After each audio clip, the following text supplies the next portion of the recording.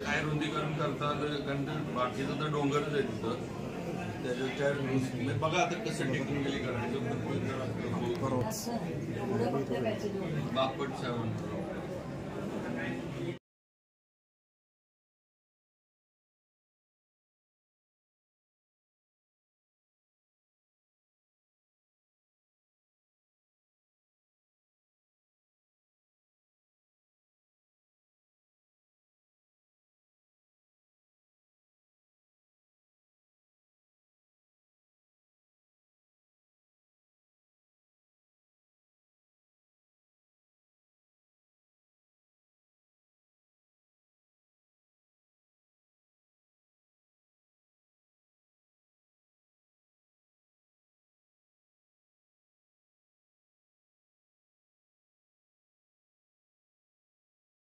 हे राजे भोसले यांच्याबरोबरच होतो आणि इथून मोहरं पण त्यांच्याबरोबरच राहणार.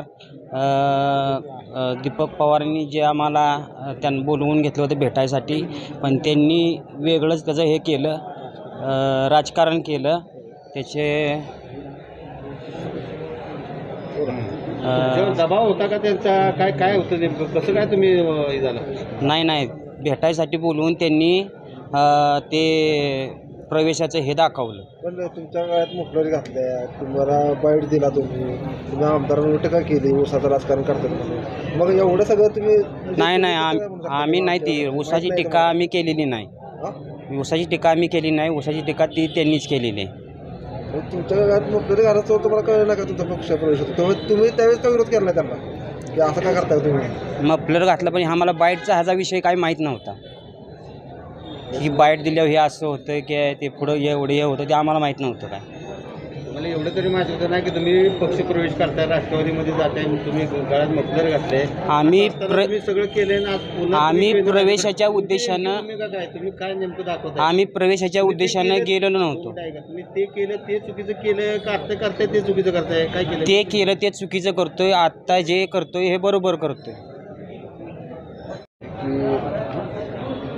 आम्ही दीपक पवारांना आमदार करू तर काय याच्यावर काय म्हणायचं? त्यात काही सत्य नाही. त्यात काही सत्य नाही.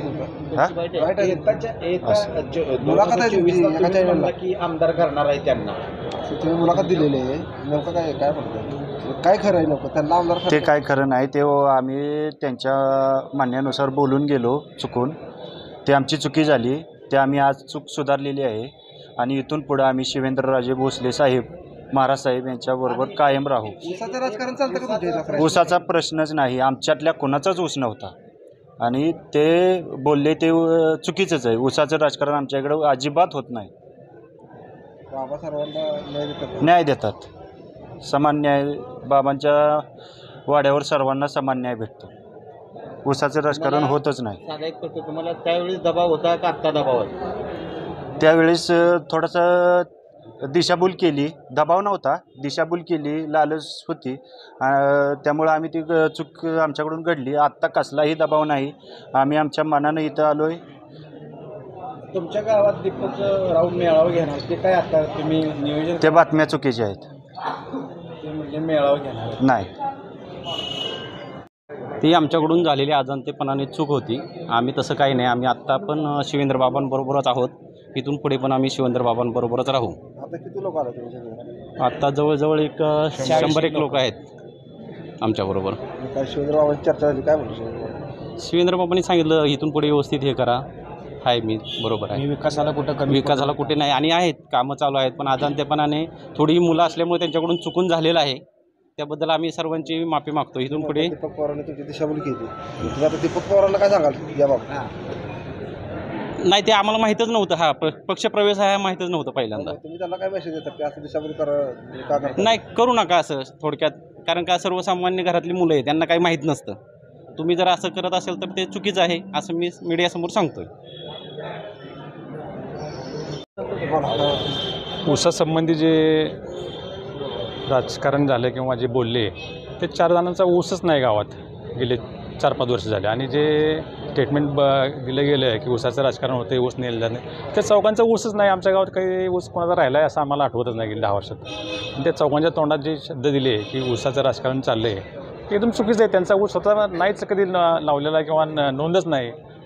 हे सगळं ठरवून लिहून देऊन सांगून त्यांच्याकडनं वधून घेतलेलं आहे. मग ऊसाच्या बाबतीत जे राजकारणाबाबत जे बोलले नेते ते चुकीचं आहे.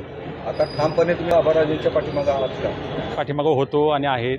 त्या मुलांच्याकडनं गैरसमजुतीतनं फूस लावून आमिष दाखवून जी काही चूक झालेली आहे ती त्यांना आता समजलेली आहे. आणि गेल्या 5 वर्षात नेते हे कुठं किती वेळा किती गावात आलेत हे लोकांना आम्हाला सगळ्यांना माहिती आहे. 5 वर्षांतर का आठवण असेल ऊसाची आणि गावाची तर हे चुकीचं आहे.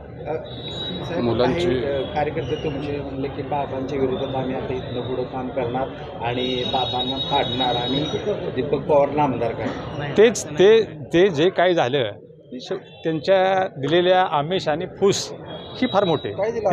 आता ते त्यांना काय दिलं असेल ते आणि आमिष देऊन ते किती पूर्ण होतं हे गेल्या 5 वर्षात आम्ही बघितलेलं आहे. मागच्या 5 वर्षात आमिष दिलं तर तसंच आता देऊन की होणार नाही मुलांच्या लक्षात आलेलं आहे. त्यामुळे ते त्यांची चूक त्यांना मुलांना कळलेली आहे. ते आता 100% मनापासून शिवेंद्र महाराजांच्या पाठीमागं ठामपणे उभे आहेत.